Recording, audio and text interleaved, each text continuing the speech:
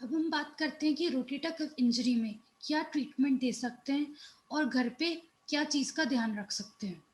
किन-किन चीज़ों का लाइफ़स्टाइल में मॉडिफ़िकेशन कर सकते हैं, घर पे क्या ट्रीटमेंट ले सकते हैं।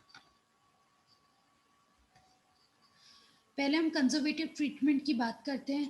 अगर बहुत ज़्यादा सीवियर पेन है, बहुत ज़्यादा इंजरी है, तो उसमें रेस्ट करना सबसे पहले रेस्ट करने की ज़रूरत है।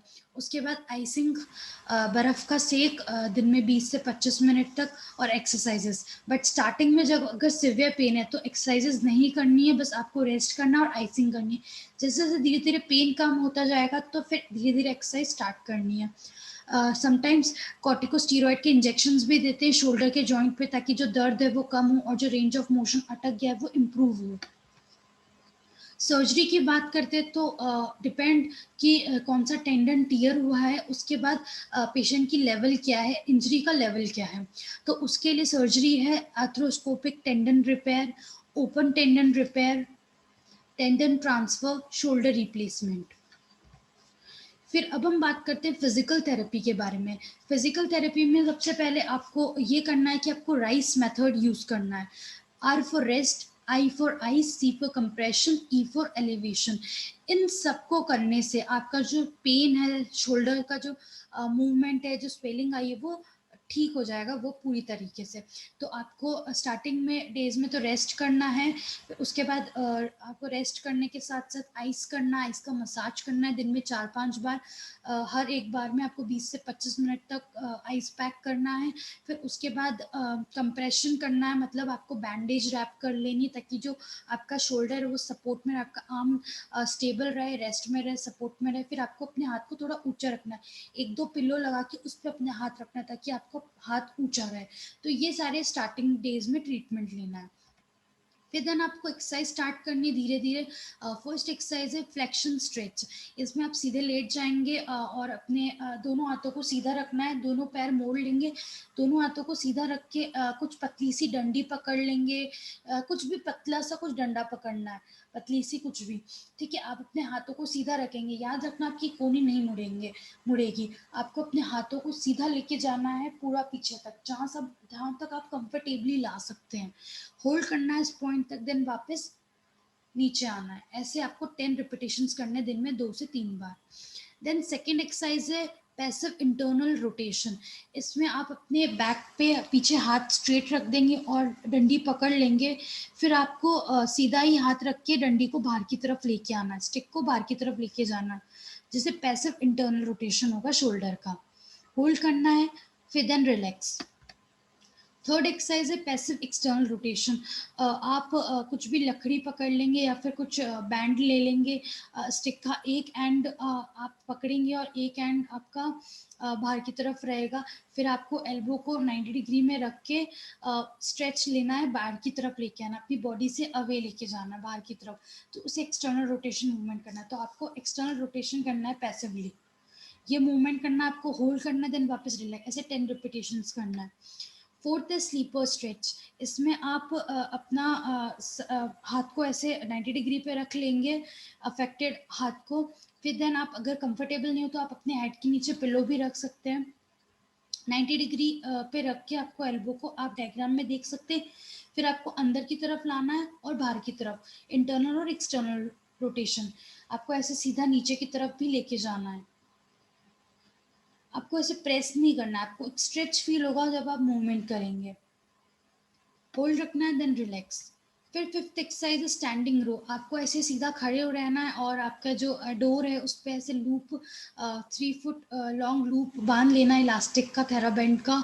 एक एंड ले लेना है, वहाँ से अटैच कर लेना है, एक एंड आप पकड़ लेंगे।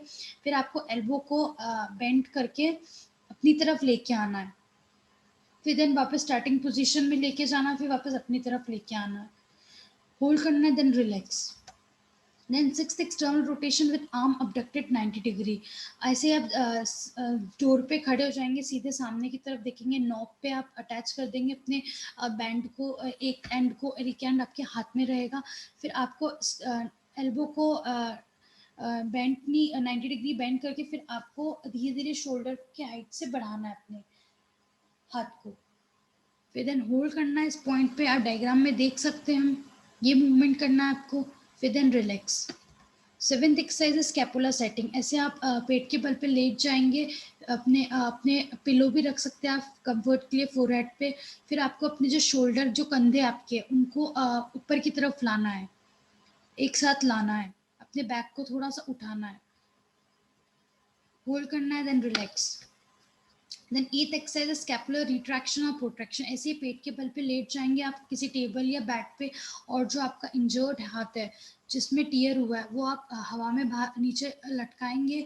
फिर आप अपनी एल्बो को स्ट्रेट रख के कुछ भी आप वेट ले सकते हैं, बट स्टार्टिंग में आपको कम ही वेट लेना है, 1 kg से हाफ kg, 1 kg से ही स्टार्ट करना है। फिर आप अपने शोल्डर ब्लेड्स को दबा के नीचे की तरफ लेके आएंगे, फिर ऊपर की तरफ लेके आएंगे। तो आपको क्या करना है, अपने शोल्डर ब्लेड्स को, मतलब शोल्डर जो है कंधा है उसको वेट, हाथ में वेट पकड़ के कंधे को पीछे की तरफ लाना है, होल्ड करना है, देन रिलैक्स। फिर नाइन्थ है इंटरनल रोटेशन एक्सटर्नल रोटेशन। इसमें आप ऐसे सीधा लेट जाएंगे, फिर 90 डिग्री रख के आपको हाथ को अंदर और बाहर की तरफ लेके आएंगे। 10th है क्रॉस ओवर आर्म स्ट्रेच। ऐसे आप सीधे स्ट्रेट खड़े हो जाएंगे, जिस आर्म में आपको दिक्कत है उस आर्म से, अपोजिट आर्म से आप उस वाले आर्म के एल्बो पे हाथ रख के और उसको शोल्डर की तरफ लेके आएंगे, स्ट्रेच फील होगा आपको, होल्ड करेंगे, देन रिलैक्स। देन है पेंडुलम स्ट्रेच। इसमें आप रिलैक्स खड़े हो जाएंगे, आगे की तरफ थोड़ा सा झुकेंगे, देन आपको जो हाथ आपका सही है वो टेबल पे रख देना है स्ट्रेट, और जिस हाथ में आपको दिक्कत है, तो स्टार्टिंग में आप हाफ kg से स्टार्ट कर सकते हैं। अब हाफ kg का कुछ भी वेट आप अपने हाथ में उठा पकड़ लेंगे, फिर आपको हाथों को आगे की तरफ पीछे की तरफ ले जाना है, एल्बो स्ट्रेट रहेगी, क्लॉकवाइज एंटी क्लॉकवाइज, बिल्कुल लूज रखना है, अपनी शोल्डर को टाइट नहीं रखना है इस एक्सरसाइज में। देन लाइफस्टाइल और होम केयर की बात करते हैं, तो अब आपको वो एक्टिविटी नहीं करनी जिसमें दर्द बहुत ज़्यादा हो रहा है। जिस एक्टिविटी को आप करने पे, जैसे ये मूवमेंट करने पे आपको बहुत ज़्यादा पेन हो रहा है, तो वो एक्टिविटी नहीं करनी है। भारी सामान बिल्कुल नहीं उठाना। वो जो ओवरहेड एक्टिविटी है शोल्डर की वो नहीं करना। अगर पेन कम हो गया धीरे धीरे तो फिर वो मूवमेंट में लाना है आपको। आइसिंग डेली करना है आपको, दिन में 3-4 बार 20-25 मिनट तक।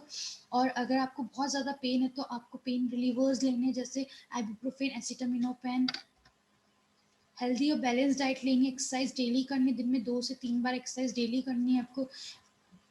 भारी सामान बिल्कुल नहीं उठाना, ना स्ट्रेस लेना, आपको डेली एक्सरसाइज करके मेंटेन रखना है।